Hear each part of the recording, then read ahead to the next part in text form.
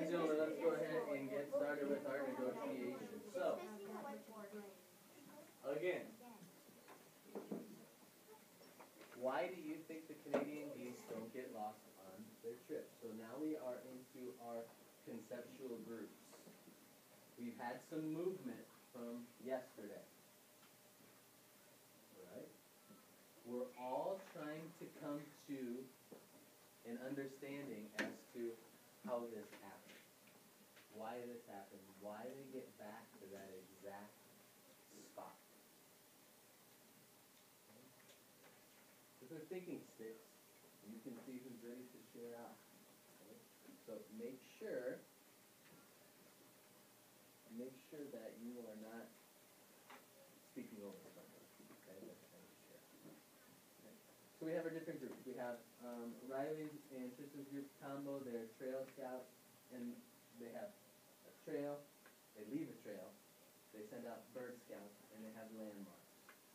Chase believes they leave behind a trail, and he's saying that it is a scent.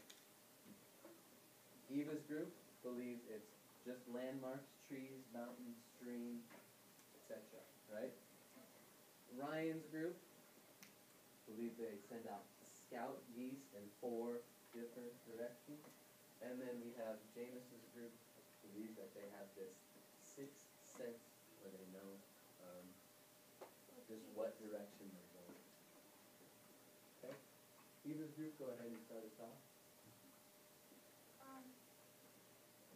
We believe that they see landmarks because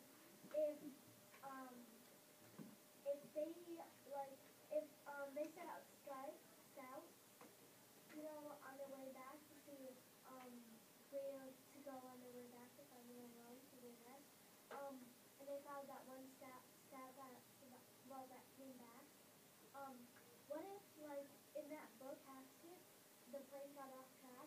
What if the board says they weren't paying attention to the landmarks?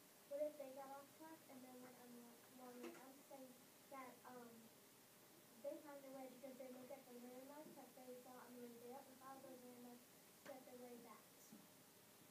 And do you have evidence? What's your evidence? I heard you mention some background knowledge or some prior knowledge. She was talking about Hatchet and a plane flying off course. Does that go along with yours that the birds use landmarks?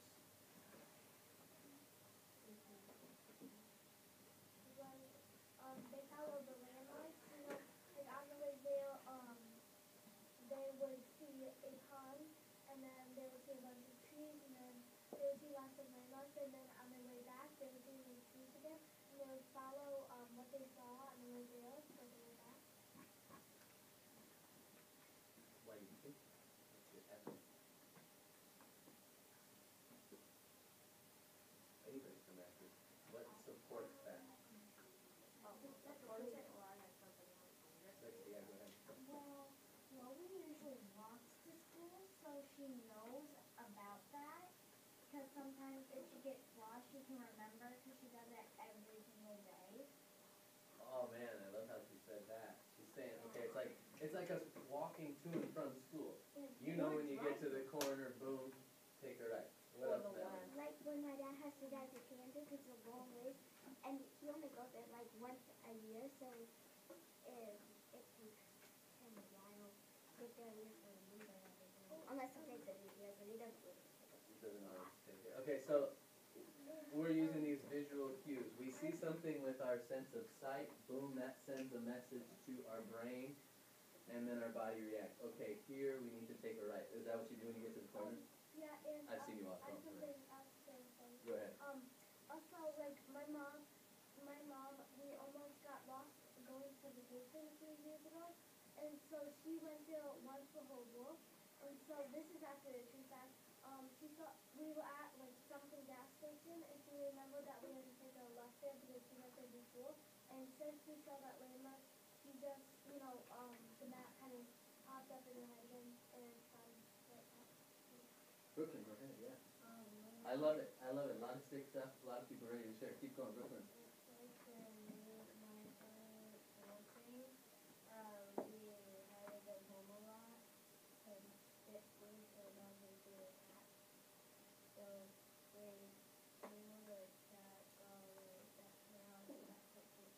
what I would say is, how did you know the track?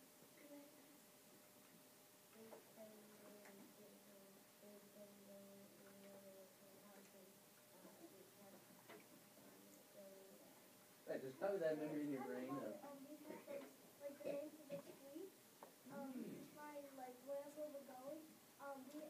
We have those signs, you know, like West Avenue Street, something like that. We have those, so when we see that, we know where we are, so we can know kind of where we're supposed to go and stuff like that. so birds are reading signs? I'm kidding. I'm just making it kidding. to I know. Right. Something that came up for me is, what about somebody that's new to a town? Like I was new to Waverly. How do you think I got around? I was like, okay, I need to go to Quick Start and then turn left and I can get home if I stay on that road. Yeah. Right? So you're saying, and I think, would you agree with this, other groups, that people do use landmarks to get to where they're going? Can you agree with that? We're talking about kids, not people. Alright, good. Okay, what do you have? Kennedy. I have a question for that. When they leave a trip, what do you say they leave behind for the trip? I don't know. What if, like, let's say they leave behind something else, like, and if it blows away or their scent, it's a different scent, what do they do then? So we said like bird droppings, they might leave bird droppings and we thought that might be a scent. What if somebody is really particular about their windows or the road and they go out and clean it? Or their shed, so they clean the bird droppings off. What if they have a ladder? Could they go clean them off? Yeah. Or just the wind. Like what if it's like a The wind tornado blows? or something? It wouldn't stay though. It just blow I was away. just saying. Blow a different direction. But But still then they be get an island, lost. they still know how to get to there. So you're saying it blows a different way, or the smell? There's a tornado. Okay, yeah, right. So then do they get lost? What if it's on a car? Brayden has a good. If the scent blows, Nobody I think knows. the scent still leads in Iowa. How? Did you hear him? He said the scent is still going to lead to, and we're talking about our Canadian geese here. But you could think about birds that are here and then migrate south. How does the scent lead back north? How does it lead to Iowa? How does it lead you to that particular specific nest?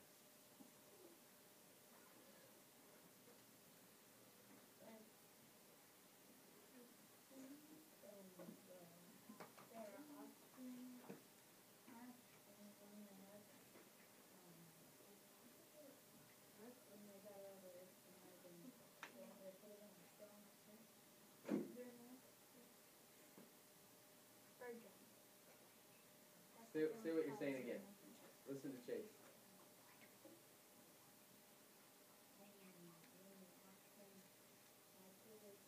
So now he's talking offspring.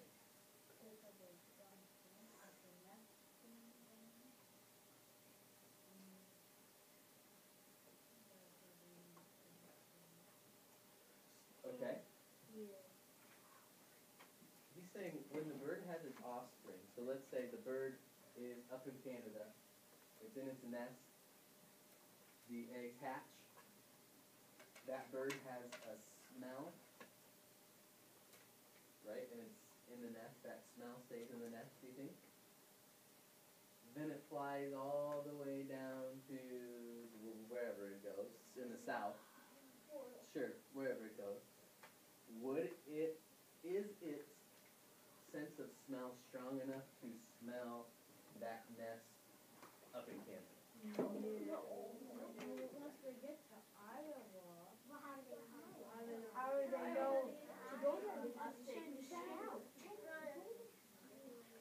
yeah.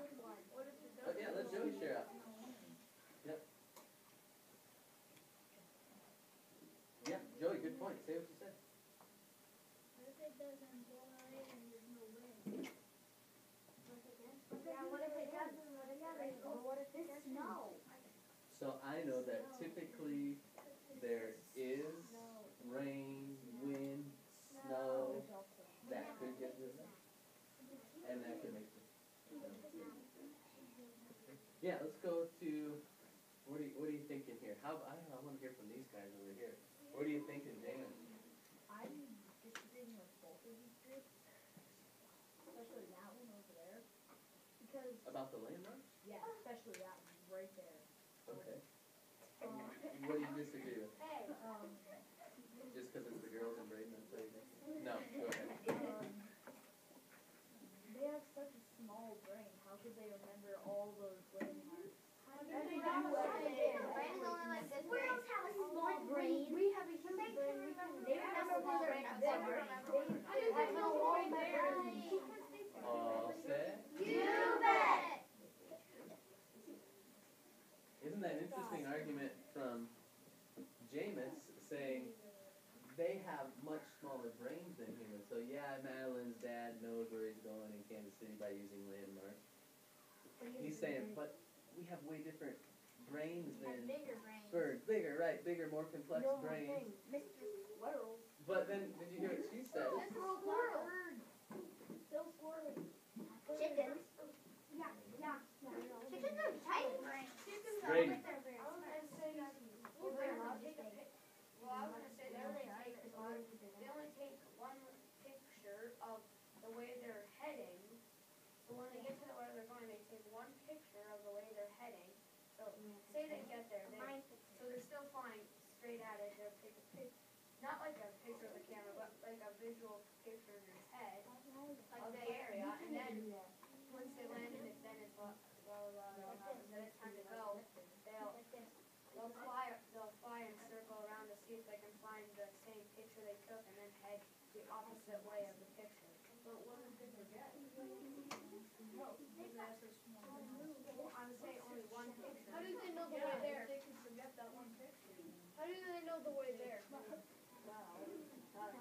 it's the first time going there, and their mother's guide, so they don't tell them to know the way there. How did they know to go? All of the birds. Because they kept on. Well, that's actually a different group. That would be a different group. When you're talking about something way other than ours. Talking of something how they first ever got there. This is The first birds ever. How did they know how to Because get of the there? land. Yeah, Now, things could have changed right. over the years. What we're talking about is they've made the trip south. How do they get back?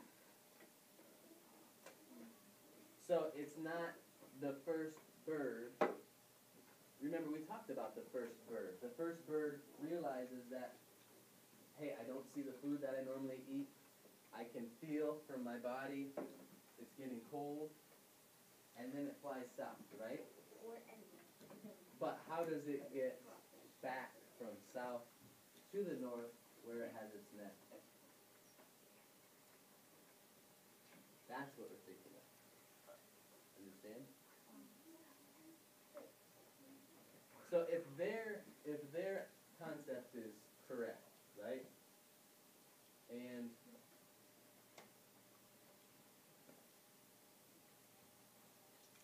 if their concept is correct, they need a bird that has taken the trip, right? Because they need a bird that has seen the landmarks. You know, if you think about it, I guess I don't know how that would happen because we know they fly together, right? So these birds that are flying back all flew down together. So at least one of them would know the way to go back. Well, the first, they just go a route, and then they go back. Well, yesterday, What do you think, Lexi? they're flying in all the groups, so I bet one bird takes a picture, and then the rest take the other pictures, and then they combine together,